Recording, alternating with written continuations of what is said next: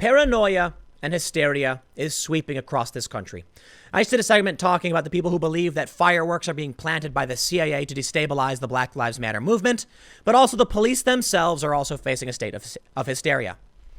I'm going to eat this one right here. Major correction. I tweeted this story out. 3 NYPD officers were poisoned at Shake Shack. Turns out the whole story was bunk. It was paranoia. Straight up. I tweeted it out. I said, Shake Shack straight poisoned some police. This is getting insane. You know why? Because I'm subject to the same freak out as everybody else. To my credit, as much as I'll accept I got it wrong, I saw NBC News tweeting about this and a verified NYPD account saying this happened and they were rushed to the hospital. And that's why I thought it was real. And it's a mistake. I should have learned a lesson, especially with Covington. When I saw the verified people claiming Covington happened, I just believed because these journalists were saying it, it must be true. That shows my personal bias. We all have them. People try to say, I'm objective and all that stuff. I get things wrong, man. I do. Here's what I see in this. When Covington happened, I saw a video of nothing. I didn't know what it was. So I didn't make any conclusions. When these tweets came out about Shake Shack officers getting poisoned, I saw verified journalists saying it and that they went to the hospital. And then when the reports came out that there was no criminality, but they still ingested cleaner, they just believed it came from the machine. Then I said, seems like this happened, but it was just paranoia, right? That's my bias. I shouldn't have just assumed the police were telling the truth, for sure. I should have waited, 100%. I should have said allegedly, investigating, but I jumped the gun because this to me seemed like, would the police really lie about something like this? The answer is no, they wouldn't. But like many people, this is what our biases are. It turns out what really happened. The officers thought their drink tasted funny. That's about it. They threw it away. They carried on. When they told their supervisor, the supervisor became paranoid and called in a crime scene. That's when someone sent an email, I guess, to a union member, published it on Twitter saying they were poisoned and vomiting, passed out, went to the hospital. Never happened. Let me read the story for you. The Daily Mail says, revealed, 3 NYPD officers poisoned by Shake Shack milkshakes never got sick, and the department overreacted with tweet that cops were under attack. They say on June 15th, 3 officers who were based in the Bronx but on protest duty in Lower Manhattan ordered milkshakes from Shake Shack, but found they smelled and tasted odd, and they suspected they had bleach in them. However, those officers never felt sick and threw the drinks away. Yet the mishap escalated into a crime scene investigation where caution tape was put up, evidence was collected, and the Detectives Endowment Association claimed the cops were intentionally poisoned. The NYC Patrolmen's Benevolent Association tweeted that NYC police officers cannot even take a meal without coming under attack. Now, City Council Speaker Corey Johnson and Councilman Richie Torres are demanding a probe into the union's inflammatory behavior. Good, they should. This was wrong. Here's a photo. We can see the bag of Shake Shack burgers. I'll tell you what, man. Shake Shack has got this really, really awesome thing. It's like a mushroom burger, deep fried, stuffed with cheese. Amazing. So I bring that up just because I feel bad that Shake Shack got besmirched in all of this. I'm going to apologize straight up. I got this one wrong for sure. Shake Shack did nothing. The officers didn't get sick. Shake Shack made fine food, and they should not be facing negative. Look, people are going to believe this is real, and they're going to avoid Shake Shack now, and that's unfortunate. It really is. So 100%, I apologize for believing this story when I shouldn't have. So let's see. They say the incident took place as the protests, were going crazy. More than 350 officers had been injured. New facts prove the Shake Shack workers had no way of knowing their customers were police officers because they ordered the treats via a mobile app around 7:30 p.m. They ordered 3 shakes across 2 orders. A female officer purchased a strawberry shake from the restaurant on Broadway and Fulton Street, and her 2 male colleagues grabbed cherry and vanilla drinks from the eatery. When they tasted their drinks and found something was off, they threw them in the trash and alerted a manager, who apologized and gave them vouchers for free food or a drink.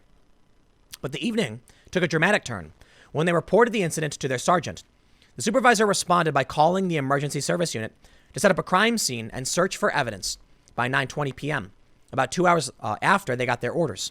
The cops were rushed to Bellevue Hospital and were examined and released despite not ever feeling sick or exhibiting any symptoms. Now, here's the issue. That, I think, may have been the smart move. If you were poisoned, you might not feel sick, so you should go to the hospital. There was concerns about, cops being injured.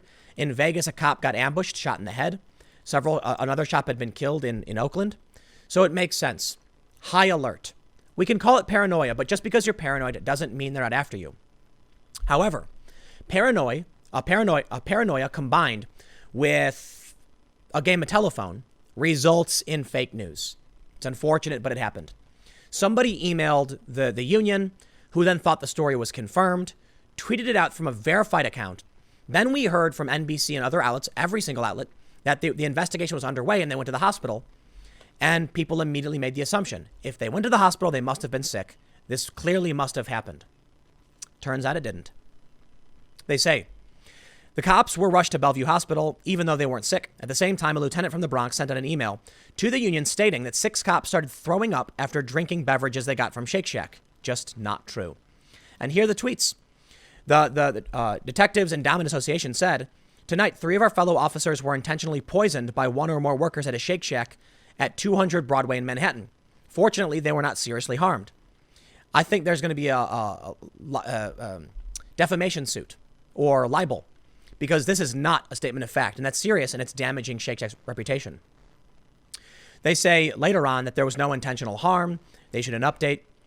Despite the escalated tensions around the drink mishap, detectives closed the case quickly after interviewing 5 employees and reviewing surveillance footage that showed the shakes were made normally. The culprit was found to be residual milkstone remover, which is used to clean the milkshake machines left inside the device. But the incendiary messages sent out by the Detectives Endowment Association and Police Benevolent Association had already done its damage after the case was closed. So, to my credit, I can easily pull one of these arguments where I said Shake Shack poisoned officers.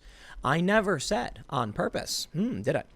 No, I did say, I think I may have repeated intentionally, but typically what you'd get from things like this from traditional media is they'd say something like, well, they were poisoned. They were. So it was a milkstone remover. It's a cleaner for the milkshake machines, and this happens.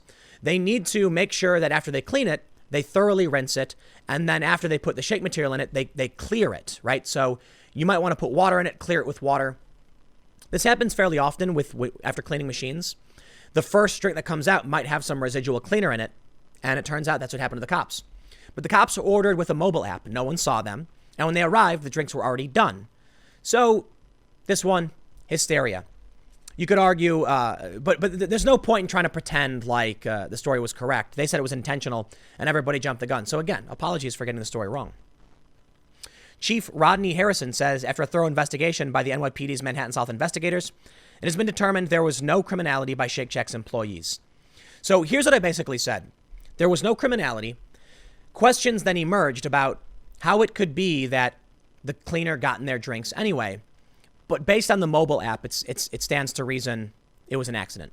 They were, in fact, given drinks with cleaner in them. They did not drink them. They did not get sick. It's a lesson learned, right? I've been wrong before. That's why I always tell people I'm not always right. I did a story a couple months ago, actually now, about Trump saying disinfectant in the skin or whatever, in the lungs, and everybody mocked him. And I said I thought it was stupid too. And then people easily Google searched and showed there are UV light treatments that go in your lungs, and there are treatments for getting H2O2 and other disinfectants in your body, just so long as your body can actually handle it. So it's important to remember, we're not always right. While there are concerns and fears about police being attacked that I think we should take seriously, we got to be more, vigilant. Now, look, I have to be more diligent in in covering these stories. Here's the inherent challenge. Same thing is true for Covington. With Covington, I was able to find live stream evidence immediately. This is a different kind of story. This was the police making a claim. This was people confirming the cops went to the hospital. All of that really happened. And in the end, it turned out to be that the story wasn't true. To be fair to myself, I think it's important to say they're very different circumstances. If you show me a video taken out of context, I'm not just going to believe whatever it is. If you tell me that it's confirmed from NBC that officers were rushed to the hospital after ingesting a cleaner, I'm going to believe that's the case because they literally went to the hospital. But of course, it's also fair to point out just because they went to the hospital doesn't mean they were actually sick, and that's what happened here. The police are just as paranoid as everybody else. And now we've got people pushing this insane conspiracy theory about fireworks being planted by cops. Combine that with cops fearful that they're being attacked, and you've got a recipe for disaster. Somebody is doing something with fireworks for whatever reason. Maybe it's at the CIA, maybe it is. I have no idea. But I think it's stupid to speculate one way or the other. People are attacking cops, though, and that's the big challenge. It's easy to believe that cops were poisoned because a cop found a razor blade in her food in Alhambra. A cop found two National Guardsmen found broken glass in their pizza dough. Those stories may be fake, too. Honestly, I don't know. But when they're reported by credible outlets, all I can really do is make the assumption that they're true. Think about it this way. When Russiagate was going on, I reported many of the same things these people did, but I was a skeptic. Many of them just assumed it was all true. I said, here's what they're saying. Now, hold on a minute. Same thing is true for these stories. Sometimes it can be factually incredibly reported, and it can still be wrong. I'll leave it there. But thanks for checking this video out. I will see you all tomorrow at 10 a.m. on this channel. Adios.